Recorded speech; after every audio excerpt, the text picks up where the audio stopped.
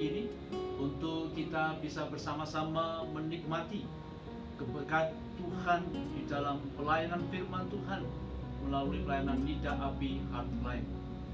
Mari kita akan bersama-sama berdoa sebelum kita belajar firman Tuhan. Malam hari ini firman Tuhan diberi judul Hidup Kristen yang Harum dari kitab 2 Korintus pasal yang kedua ayat 14 sampai dengan 16. Demikianlah firman Tuhan. Tetapi syukur bagi Allah yang dalam Kristus selalu membawa kami di jalan kemenangannya. Dengan perantaraan kami ia menyebarkan keharuman pengenalan akan Dia di mana-mana. Sebab bagi Allah kami adalah bau yang harum dari Kristus di tengah-tengah mereka yang diselamatkan dan di antara mereka yang binasa. Bagi yang terakhir kami adalah bau kematian yang mematikan, dan bagi yang pertama bau kehidupan yang menghidupkan. Tetapi siapakah yang sanggup menunaikan tugas yang demikian? Hidup Kristen yang harum. Hidup kekristenan adalah hidup yang wangi, karena meneruskan bau harum dari Kristus kepada setiap orang. Bau harum itu adalah berita keselamatan yang disampaikan melalui perkataan ataupun perbuatan.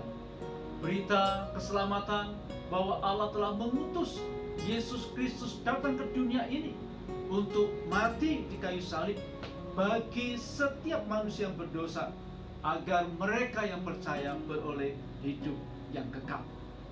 Kembali kita diingatkan bahwa kita sebagai umat pilihan Allah, sebagai orang percaya, hidup kita harus wangi, harus bisa memunculkan keharuman Kristus, agar kehidupan kita boleh membawa berkat keselamatan kepada setiap orang di sekitar kita. Malam hari ini kita akan belajar 3 hal yang menolong kepada kita untuk kita memahami hidup Kristen yang harum. Yang pertama, kita perhatikan kitab 2 Korintus pasal yang kedua ayat 14. Tetapi syukur bagi Allah yang dalam Kristus selalu membawa kami di jalan kemenangannya. Dengan perantaraan kami ia menyebarkan keharuman pengenalan akan Dia di mana-mana. Yang pertama, kita adalah perantara bau harum Kristus itu sendiri. Kita adalah perantara bau harum Kristus itu sendiri. Allah telah membuat setiap orang yang percaya kepada Kristus mengalami kemenangan. Kemenangan atas kuasa dosa, yaitu maut. Kemenangan di dalam Kristus menjadi alasan penting bagi setiap kita sebagai orang percaya untuk kita patut dipakai oleh Allah untuk menyebarkan cerita kepada semua orang mengenai Yesus sebagai Tuhan dan Juru Selamat. Hidup kita bagaikan wangi-wangian yang harum, semerbak wangi di mana-mana. Karena apa? Karena kita telah memiliki Yesus. Kita telah memiliki keselamatan. Kita telah memiliki kemenangan di dalam Yesus. Kita adalah perantara bau harum Kristus. Perantara bau harum Kristus itu bukanlah tugas gembala sidang atau pendeta, bukanlah tugas daripada guru sekolah minggu, tetapi ini tugas setiap kita sebagai orang percaya. Tugas kita sebagai orang yang telah mendapatkan jaminan untuk hidup yang kekal, supaya kita menunjukkan kepada dunia ini bahwa kita telah hidup baru di dalam Tuhan, di mana hati kita telah diperbaharui oleh Tuhan, dan kita memiliki sukacita yang meluap-luap, sukacita yang lebih daripada pemenang. Itu dikatakan di kitab Roma 8 ayat 37 bahwa kita adalah lebih daripada pemenang. Poin yang pertama ini mengingatkan kepada saya dan kepada setiap kita sebagai pendengar hotline di malam hari ini, bahwa saya dan kita semua adalah perantara bau harum daripada Kristus. Oleh karena itu, mari kita belajar untuk tidak berkompromi dengan segala bentuk dosa apapun itu, agar bau harum Kristus tetap wangi dan boleh kita sampaikan kepada setiap orang sekitar kita. Yang kedua, bahwa bau harum Kristus ini adalah untuk semua orang. Kitab 2 Korintus pasal 2 ayat 15 mengatakan kepada kita, sebab bagi Allah kami adalah bau yang harum dari Kristus di tengah-tengah mereka yang diselamatkan dan di antara mereka yang binasa. Keharuman Kristus bukan hanya ditujukan kepada mereka yang telah diselamatkan, tetapi teristimewa kepada mereka yang sedang menuju kepada kebinasaan. Dan kita tahu, Bapak Ibu Saudara kasih Tuhan, setiap orang yang tidak percaya kepada Kristus, dia sesungguhnya pelan-pelan sedang menuju kepada kebinasaan yang kekal. Sadarkah kita bahwa mereka itu perlu keselamatan? Sadarkah kita bahwa mereka itu perlu diselamatkan agar mereka tidak mengalami kebinasaan yang kekal? Oleh karena itu, Allah telah menunjukkan kasih-Nya kepada kita. Allah mengasihi dunia yang sedang terhilang ini karena dosa, dan Allah ingin dunia diselamatkan. Allah ingin setiap manusia diselamatkan. Allah ingin surga dipenuhi orang-orang percaya. Pendeta Billy Graham mengatakan kepada kita bahwa neraka tidak diciptakan untuk manusia. Neraka diciptakan hanya untuk iblis dan pengikutnya. Oleh karena itu, kita sebagai orang percaya yang telah memiliki bau harum daripada Kristus, mari kita tebarkan bau wangi itu kepada setiap orang. Bukan hanya kepada golongan kita orang-orang yang sudah percaya, namun juga kepada mereka yang belum percaya, supaya mereka diselamatkan. Lukas pasal 6 ayat 35 mengatakan kepada kita, tetapi kamu kasihlah musuhmu dan berbuatlah baik kepada mereka, dan pinjamkan dengan tidak mengharapkan balasan, maka upahmu akan besar, dan kamu akan menjadi anak-anak Allah yang Maha Tinggi, sebab Ia baik terhadap orang-orang yang tidak tahu berterima kasih dan terhadap orang-orang jahat. Ayat ini kembali mengingatkan kepada kita bahwa kita yang telah diselamatkan oleh Allah, kita yang telah menerima kebaikan daripada Allah, mari kita bagikan kebaikan kasih Allah itu kepada setiap kita, siapapun mereka. Teristimewa kepada mereka yang masih hidup dalam kegelapan, kepada mereka yang masih hidup dalam pemberontakan kepada Allah, karena mereka tidak tahu apa yang mereka perlukan.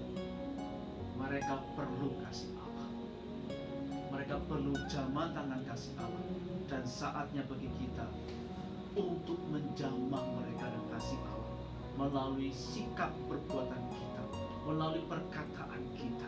Kita harus bisa lebih baik daripada mereka karena kita punya Yesus.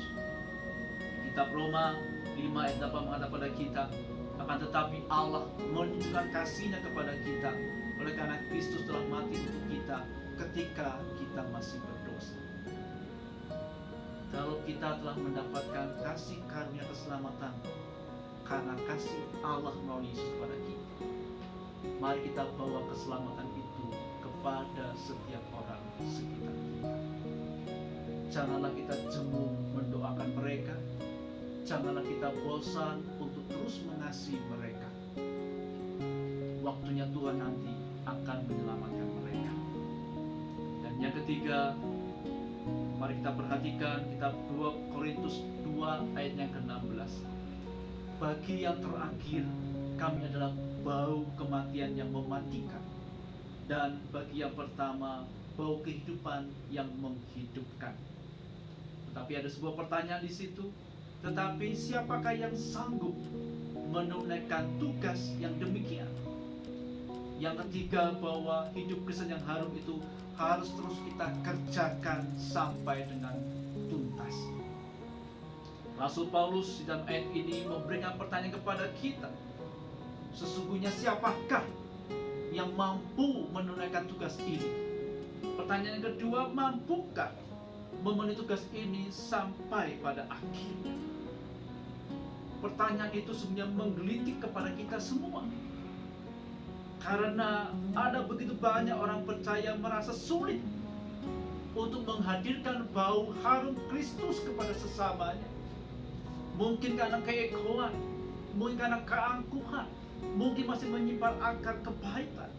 Padahal jelas sekali firman Tuhan mengajak kepada kita untuk kita senantiasa menghadirkan bau harum Kristus kepada siapapun juga, tanpa memandang orangnya, siapa orangnya, bagaimana watak orang itu.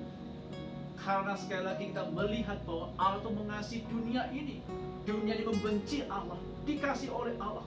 Dunia ini memberontak kepada Allah, Allah masih mengasihi dengan mengutus anak yang tunggal Yesus Kristus untuk datang kepada dunia ini, rela mati di kayu salib, agar setiap orang yang percaya kepadanya tidak binasa, melainkan beroleh hidup yang kekal. Dan pada kita yang telah beroleh hidup yang kekal itu, kita punya tugas untuk mengerjakan itu sampai pada akhir. Oleh karena itu sesungguhnya kekuatan kita untuk mengerjakan perkara ini bukan karena kita, tetapi karena Allah. Allah yang menyanggupkan kita, Bapak Saudara. Kekuatan Allah ada bersama dengan kita, Bapak Saudara. Oleh karena itu hendaklah kita kuat di dalam Tuhan untuk mengerjakan apa yang Tuhan percayakan kepada kita, agar melalui hidup kita bisa membawa keharuman Kristus, membawa kabar baik itu kepada setiap orang, dengan tidak memandang orang-orang yang ada di sekitar kita. Setiap orang percaya punya tugas untuk perkara ini, dan mari kita juga senantiasa mengawasi tindakan kita, agar kita tidak menjadi batu sandungan. Dengan berfokus membawa harum Kristus pada setiap orang, maka hidup kita akan terus mempermuliakan Tuhan, dan kita tidak akan mempermalukan Tuhan. Sebagai kesimpulan firman Tuhan di malam hari ini, kitab Yakobus pasal 5 ayat 19-20 mengingatkan kepada kita, janganlah menyesali hal-hal yang tidak sanggup dikendalikan, tetapi menyesallah apabila mampu tapi tidak berbuat. Menyesallah kalau kita sebetulnya bisa membawa keharuman Kristus pada setiap orang, tetapi kita tidak mau melakukan itu karena sebuah keegoan, sebuah keangkuhan diri, atau karena kita masih menyimpan akar kepahitan. Tapi firman Tuhan mengajak kepada kita, jika kita tahu untuk berbuat baik tapi kita tidak melakukannya, itu sungguh yang mendatangkan dosa kepada kita. Kesimpulan yang kedua, mari kita jadikan diri kita, hidup kita ini sebagai pembawa dan penyebar keharuman Kristus kepada siapapun juga, di lingkungan gereja, di lingkungan rumah tangga kita, di lingkungan sekolah, tempat pekerjaan, tempat usaha kita, ataupun di masyarakat dimanapun kita berada. Karena Tuhan Yesus telah memberikan perintah kepada kita supaya kita menjadi garam dan terang bagi dunia. Karena itu setiap hari merupakan kesempatan yang Allah berikan kepada kita untuk kita berbagi berkat keharuman Kristus kepada setiap orang sekitar kita. Mari kita memohon kekuatan daripada Allah untuk senantiasa menerangi hati dan pikiran kita dan mengendalikan tutur kata dan perbuatan kita, agar melalui hidup kita nama Kristus tetap dipermuliakan, dan kita tidak akan menjadi batu sandungan bagi setiap orang sekitar kita, khususnya bagi mereka yang ingin mengenal Kristus sebagai Tuhan dan Juru Selamat. Terima kasih. Tuhan Yesus memberkati. Mari kita akan bersama-sama berdoa. Bapa kami yang di surga,